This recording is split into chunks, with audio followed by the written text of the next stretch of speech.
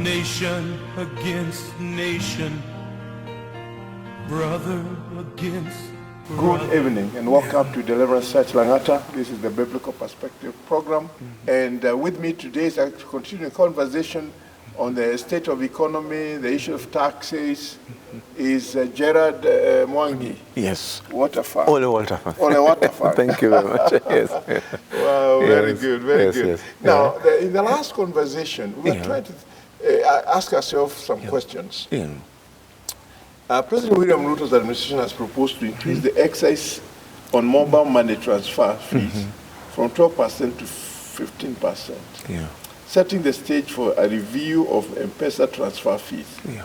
The Treasury, in the newly published Finance Bill, also deleted sections of the law that allowed the halving of value-added tax on petroleum products to 8%. Yeah.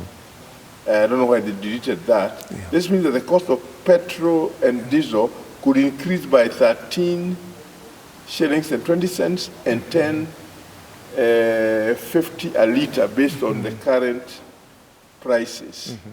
This is from the Business Daily. Yeah. This look set a pile more pressure on the household because the cost of energy and transport has significant weight in the basket of goods and services that is used to measure inflation in the country. So the new taxes approach, good. The new tax approach good, but proceed with care. That's a caution. And I think that's what you're saying. Yes. Yes. And that's why it's why very humble, and I do respect. For me, Yeah. in my own assessment, and anybody, people can say maybe you are biased because maybe your support on the administration. But several things. For me, I like people who think outside the box. Yeah. I've wondered along, Yeah. Gerard, Yeah. why are people not talking about Yeah. the Hasra Fund and what it's doing to help some people? Yeah. The Hustler Fund is a good fund. Yeah. But the first person to speak against the Hustler Fund were the hustlers themselves. That is where the problem is.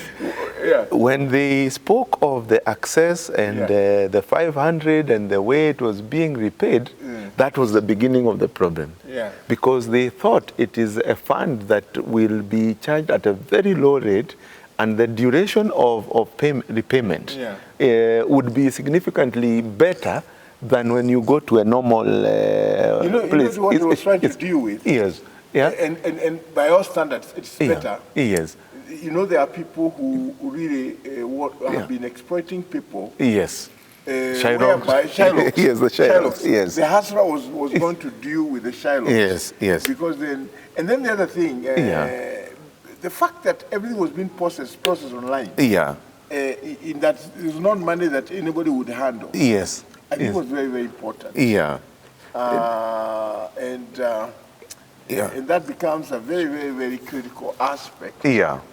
That somebody will just go to the phone. The phone, yes. And yes. since Safaricom was the one involved with this, it seems to have been one of the things that was very, very interesting. Yeah. And it's very interesting what is happening. I think the president has a lot of confidence with what digital platform can do in terms of avoiding the issue of corruption. Yeah. And you remember, even say even for things like fertilizer, you would get a voucher through the phone. Yes, yes. Meaning you also have paid through the phone. Yeah.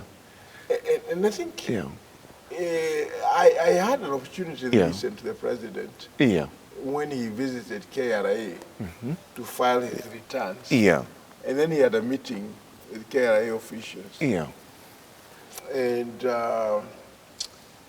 like him or dislike him, I think God has given us a president who is very sharp in terms of his mental comprehension. He must be a very, very intelligent person. He said that recently he met the management of KRA.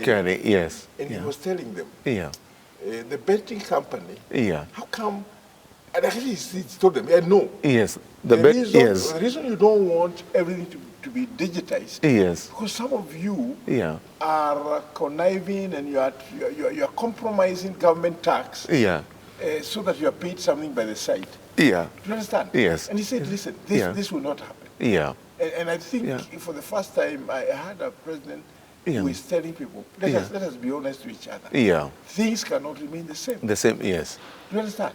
Because let me tell you, if all the money that, if people really got excited, and this is what I've been saying, and I want to know what your opinion on this is. Yeah. I once dealt directly within the arrangement of a conference we had in CITAM, a lady who spoke in Chicago. You know, I'm part of the global leadership. The global leadership. Yeah. You know, I serve, you know, as a leader among them. Yeah. And this lady, when she came to the helm of the tax collection in Uganda, everything changed. Yeah. And she collected so much tax. Yeah.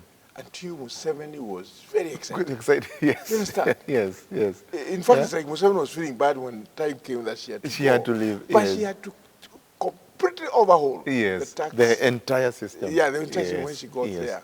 And she just told the president, please, I want your support, but allow me to clean up this place. Yes. And I wish we can get something like that. And that was her work. And that was her work. Yes. Then what she did, which I'm not sure we are doing enough, is to have some public relations officers of KRA to go to all the communities and show them the value of becoming a taxpayer and what it can do to the nation. And showing the example of what the tax is doing. Now, Daktari, you'll agree with me. Yeah. And this I have maintained and will continue to maintain. Yeah. Even if it wasn't Ruto. Yeah. Even if it was Raila or it was you and I. Yeah.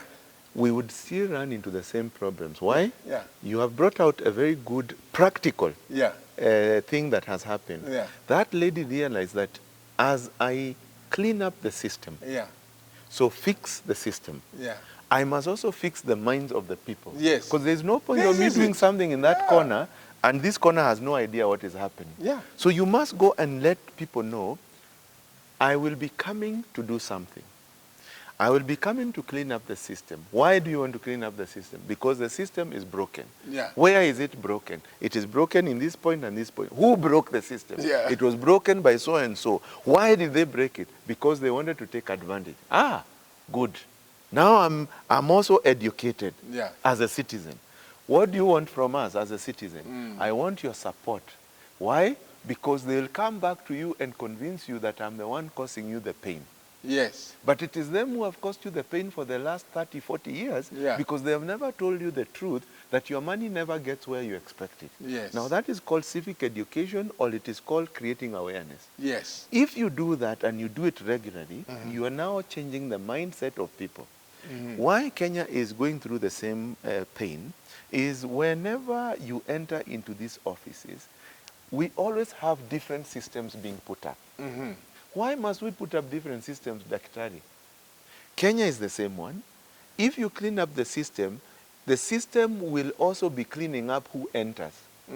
So I cannot have a KRA officer who we know the salary, who we know the number of years worked, and yet they are owners of mansions, they are owners of estates, and they are owners of towns. Not even a place, owners of towns. Explain to me that a certain Dr. Njuguna has worked for 45 years, labored in working in different places, and you have worked only for 10 years, not even gone through all the ranks, and now you own the entire or half of Mombasa, or half of Nakuru, or half of whatever town it is.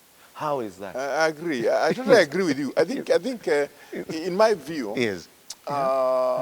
if the systems can be fixed to ensure that there's no routing continuing, I think it will be great. Now, you see, the other thing that this is the biggest pain, and this is where I test to find out when somebody says I'm a Christian. A Christian will go to the extent of even firing their own brothers. The Singaporean Prime Minister, who is known worldwide, fired his own brother. He said, when I start what I'm about to start, neither my friends nor my relatives shall be in consideration if they are found to be corrupt. Yeah, And he proved it. that's great. And when you do that in action, then that's now what you call cleanup. Then he said, the public service has been taken advantage because the corrupt comes and promises you money. He said, I want the top cream of this country working for the public service. And I will pay them top Singaporean dollar to be working in that place. I will pay them. And then he went further to say, I also want the brilliant minds. And this 3% you're talking of the housing started from a brilliant mind who said, our young people leave university, they come out, they suffer in terms of getting their houses. Why don't we start an economic fund of housing which can help them by the time they are done with university and they are leaving, they are already becoming house owners. Yes. That happened. Libya, Gaddafi borrowed a similar method. Yes. But for him, he was lucky. He was not struggling like the Singaporeans looking for money through services.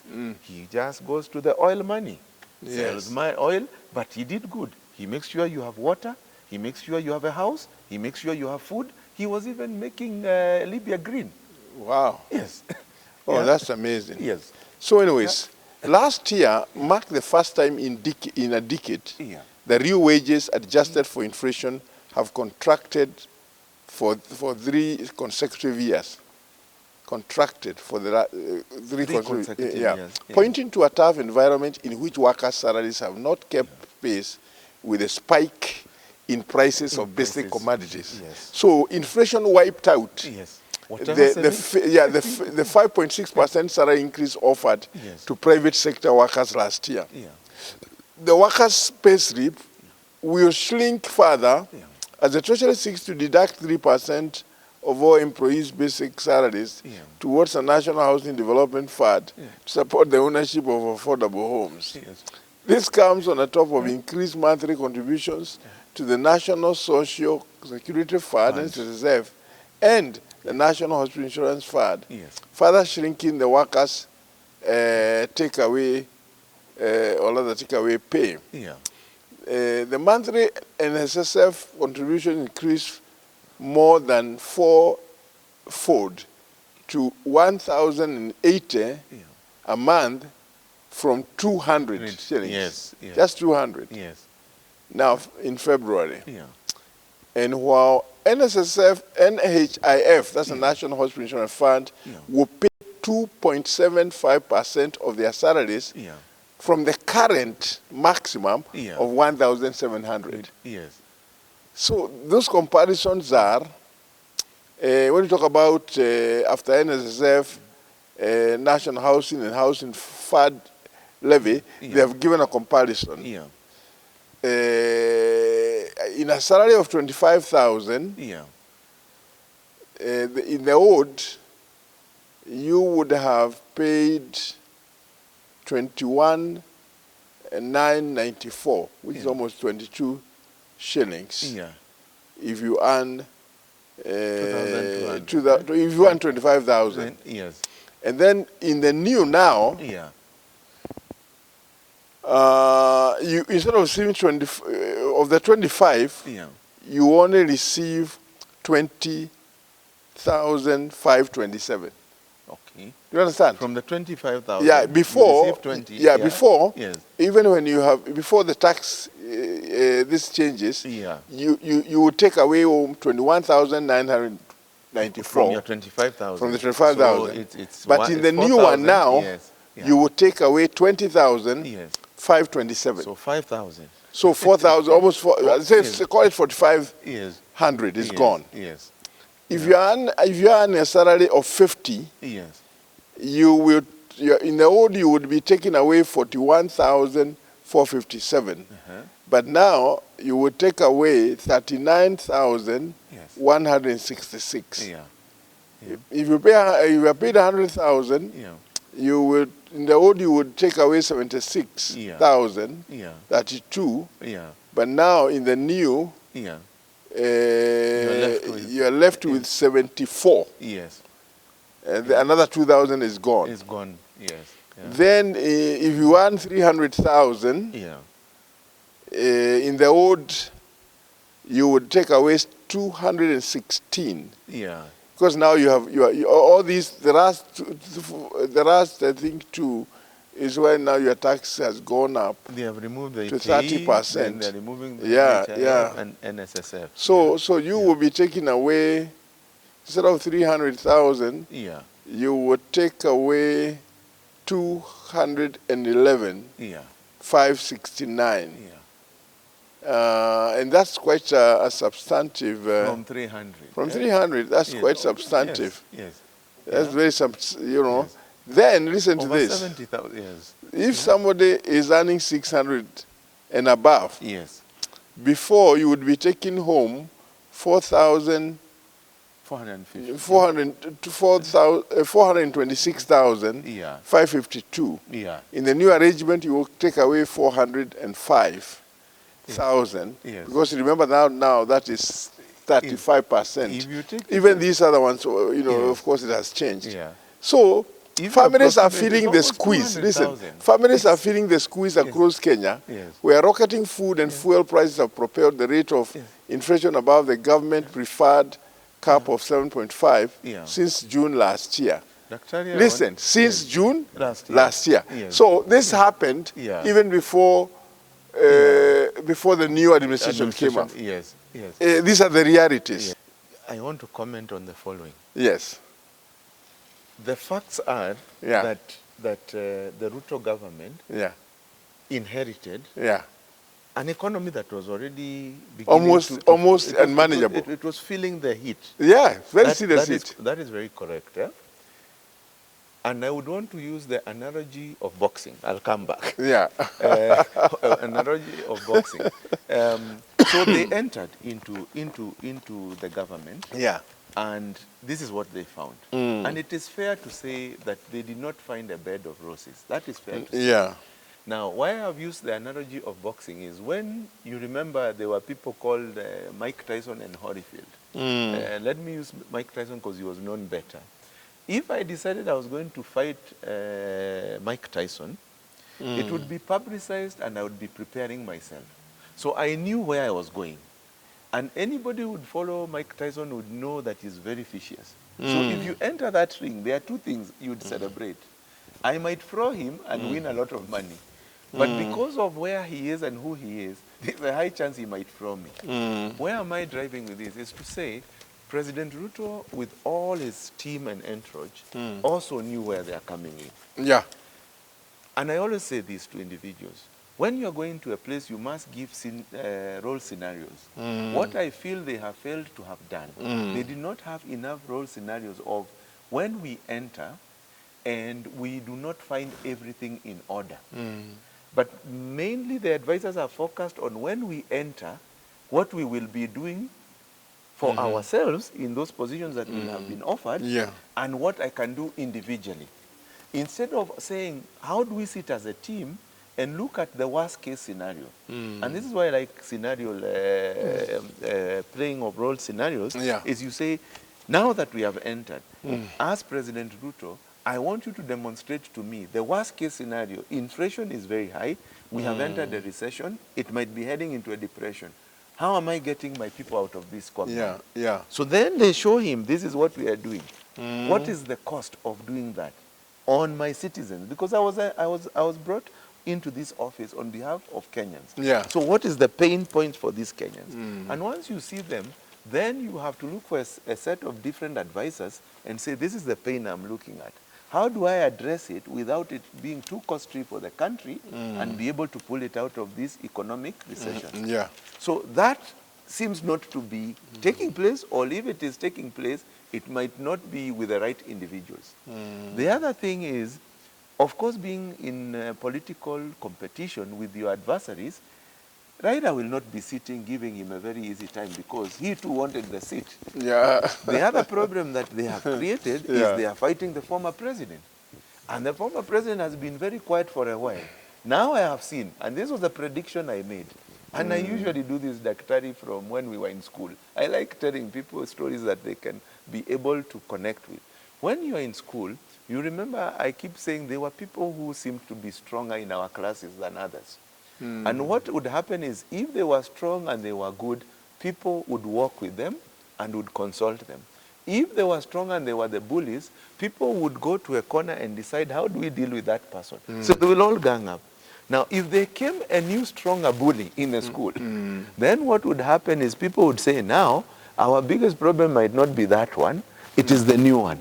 How do we deal with the new one? They even go and ask the older one, do you have an idea of how we can deal with the new one? So that's just an analogy. And I'm not saying these people are bullies. But what I'm saying is that when you are dealing with human individuals, it's always good to manage the public relations of the human being, and especially the heart. I do not need to have enemies as a sitting president so that I can focus on my economy. Yeah. But if I start now having enemies in this corner, enemies in that corner, enemies in that corner, it will become ungovernable. And this is why I have always called and said, these people are not angels, all of them. They are not angels, but they are human. And when you sit together on a table and be authentic about what you're communicating to each other, then it's possible. And this is the caveat, Daktari. Yeah. If we sit on this table and we are sincere, and you come out of this table and go and tell them wananchi insincere things, then we who have remained must make sure that we will talk about you and your untruth, and also uncover your untruth, so that the public can see who is telling the truth here and who is not telling the truth here. Yeah. So that sometimes comes when you have planned ahead, or it comes first. Where I am seeing Kenyans going, it will be forced on us. This is my thinking. This is my thinking. A very honest thinking. Yeah. And my view is Yeah. the idea of people being given opportunity to save money towards owning homes is a brilliant one. That's a good idea. But the key thing is, one, people must be persuaded it is a saving, it's not a tax. Yeah. And the president has been very adamant that when he has checked the survey of other countries, it seems as a country you have the poorest savings culture. Yes. and I got that challenge very seriously. Yes. And I actually showed my wife, and if we don't earn so much money, we must can put we something purpose so we can be putting something by the side, so that we at least are saving something. Because let me tell you, regardless of how little you are earning, but if you are putting aside kidogo, it's little by little, and it grows. It grows. Now, so anyways, now Daktari, because of the danger, not the danger, the challenge. The challenge. You and I, and this is very important, and it is true. And let me state this publicly, even for our viewers. The ideas the president has are brilliant. It is true. The timing is a problem. It is not at the right time. Okay. Then let us push that agenda. Yes. And that's why I like what Olesapit has said. Yeah. Because he has spoken from an honest perspective. Yes. He has said that leaders, I know you made heavy promises during campaigns. Yes. We know most of them were unrealistic. Yes. It's now the moment of truth. Yeah. Just come out and tell Kenyans that the promises you made were unrealistic. Yes. If you try to achieve what you promised, then you are going to break your back struggling to make happen what you know cannot happen. I think what this Archbishop is saying, telling the president, please don't push yourself so hard. Yes, come to the table. Come to the table and let us slow down some of these things. Yes. And by the way, what he's doing, I think is right thing. Like what he did with the KEMSA. Said KEMSA. Yes. Now you have said something. KEMSA he has done brilliant. In fact, I was so delighted. That is very personal to me, Daktari. I used to work in that area when we were dealing with malaria under the Global Fund. And the KEMSA story is a never-ending cash cow. Yes. Never ending. And KEMSA is a case study to show Kenyan broken system. Yes. Now, the one thing I must credit him for is saying everybody go home. Yes. Everybody go home. Yes. And get me a report because I was not there. I can't point it as Gerald or Njuguna. Yeah. So give me who the problem is, and let us prosecute them so that we start somewhere. This is it. You can never, Daktari, continue in the same thing. They say if you keep doing the same thing the same way, expecting different results, you are lunatic. Then somewhere you have gone cuckoo. You have gone cuckoo. Yeah.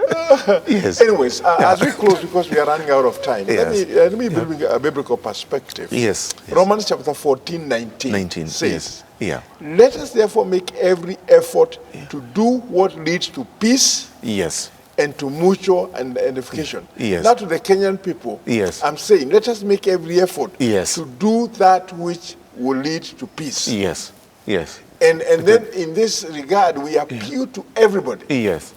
And to remind our politicians, Kenyans care less whether you are in ODM or Wiper or whatever party, even those who are in the ruling party. What Kenyans are concerned about is their basic needs. There is security. There's medical care. That when you go to the hospital, you're not there's no medicine. That you're not worried that you can't walk freely anywhere because you are going to fight people who are going to take your phone from you. Those are the issues that we are concerned about. And a business environment that they can be creative. So I think, bottom line, I think we are in consensus. The president has very good ideas, but his advisors should say, you need to know how you are going to buy slowly until we get to a place in which we are stable. And also, I mean, in my view, and I could be wrong, but in my view, if you want to give people something good, don't force it on them. Let it come from them. Let it come from them. Let it come, And in this regard, regarding the 3% for housing, I know there will be enough Kenyans. Instead of killing the whole thing, make it voluntary. That they can choose. So that even for me here, all these staff know, if you are ready to surrender your 3%, then I'll also put my 3%. If you want to continue carrying the whole package, it is okay. It is okay. Can you imagine? Do you know, the government may not have as much money as they wanted. Because again, do you know why the government is doing this? The cash situation in the country in terms of economy, the liquidity is very low. It's very low. Christians everywhere, as we wind up this program today, I want to say, this is our country. Please, those of us who can pay tax, let us pay tax gladly. It's a very, very patriotic thing for you to know you can pay your tax. And it is very, very important for us to encourage those people who are within our sphere of influence to be able to pay tax. I want to appeal again as we close. I think it's going to appeal to our politicians. Please, please, come and agree. But I believe we need a responsible opposition. And the opposition know where we are. And we have we have only a minority and a majority. Let's close this. Father, we honor you.